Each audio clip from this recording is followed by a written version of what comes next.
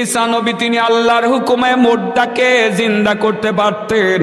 একদিন আল্লাহর কাছে ফরিয়াদ করলেন, আল্লাহ তুমি তো আমারে বাবা সারা দুনিয়াতে পাঠাইছো, আমি তো বাবা জানি না, একমাত্র আমার মায় আমার মা, মায় আমার বাবা। আমার মা কাছ থেকে শেষ সময় আমি বিদায়টাও নিতে পারি নাই। আমি মার জন্য খাবার আনতে গেলাম, তুমি আমার মারে লইয়া এলা। আল্লাহ গো, মার কাছ থেকে ক্ষমাটাও নিতে পারি নাই, মারে কত কষ্ট দিছি, মার কাছ থেকে মাফটাও চাইতে পারি নাই গো আল্লাহ।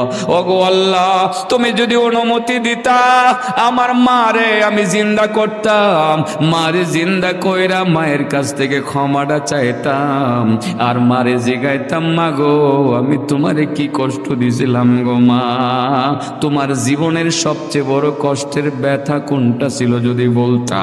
আল্লাহ বললেন, ঈসা যাও, তোমারে অনুমতি দিলাম, তুমি তোমার মায়ের কবরের পাশে গিয়া মারে ডাক দাও, তোমার মারে তুমি জিন্দা কইরা লও। হযরত ঈসা আল্লাহর হুকুম পালনার্থে মায়ের কবরের পাশে গিয়ে দাঁড়ালেন।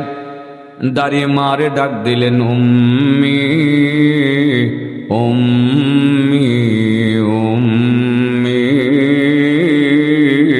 উম্মি বিইজনিল্লাহ, মা মা মা তুমি আল্লাহর হুকুমে কবর থেকে উঠে দাঁড়াইয়া যাও। সঙ্গে সঙ্গে মারিয়াম উঠে দাঁড়াইয়া গেলেন, কবর ফেটে বের হয়ে গেলেন, মাথার চুলের মধ্যে মাটি লেগেছিল সেগুলো পরিষ্কার করতে শুরু করলেন।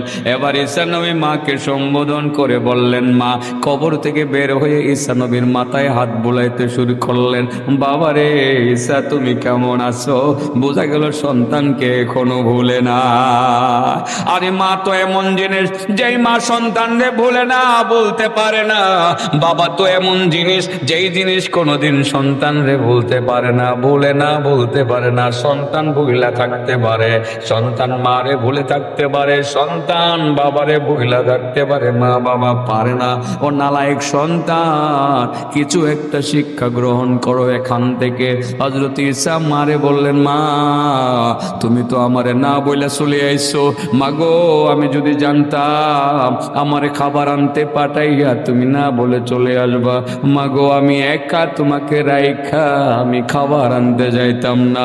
ওগো মা, মাগো জীবনে কত কষ্ট তোমারে আমি দিছি, মাগো সারাটা জীবন তো শুধু কষ্টই দিলাম গো মা, আমারে মাফ কইরা দিও মা। মাফটা চাওয়ার জন্য আল্লাহর কাছ থেকে অনুমতি নিয়ে তোমারে জিন্দা করলাম। মা গো, আর একটা কথা জিগাই, আমি তোমারে কি কষ্ট দিছি মা? ও মা, কোন কষ্টটা বড় কষ্ট পাইছো? তোমার জীবনের কোন কষ্টটা বড় কষ্ট ছিল তুমি যদি বলতা। মারিয়াম বললেন, বাবারে ও বুকা ছেলে, আদরের সন্তান, সন্তানের দেওয়ার কষ্ট কি মা কোনোদিন মনে রাখেনি? ও আদরের সন্তান, সন্তানের দেওয়া কষ্ট মা মনে রাখে না, সন্তানের দেওয়া কষ্ট কোনোদিন মা মনে রাখে না রে বাবা। তুমি আমারে কি কষ্ট দিছো আমার মনে নাই রে বাবা। তবে বাবা একটা ব্যথার কথা আমি বলতে পারি না, যেই ব্যথাটা তুমি আমারে দিছো না, যেই ব্যথাটা আমি মরণের সময় পাইছিলাম বাবারে, সেই ব্যথাটা পাওয়ার সময় আমার মনে হয়েছিল সারা দুনিয়ার সমস্ত মাখলুকাতের সব ব্যথা যদি এক পাল্লার মধ্যে রেখে দেওয়া হইতো, আর মরণের সময় আজরাইল যে আমার ব্যথাটা দিছিল, চেবাটা দিছিল, কষ্টটা দিছিল, ওই ব্যথাটা যদি আরেক পাল্লার মধ্যে রেখে দেওয়া হয়তো, আমার মরণের ব্যথাটা সারা দুনিয়ার সমস্ত মাখলুকাতের ব্যথা থেকে বেশি ভারী হয়ে যাইত। ও বাবা, আজও পর্যন্ত ব্যথাটা পাইতেছি, হারে হারে টের পাইতেছি, পশমের নিচে নিচে টের পাইতেছি। মরণের সময় আজরাইল যে ব্যথাটা দিছিল, ওই ব্যথাটা আমি সেকেন্ডের জন্য ভুলতে পারতেছি।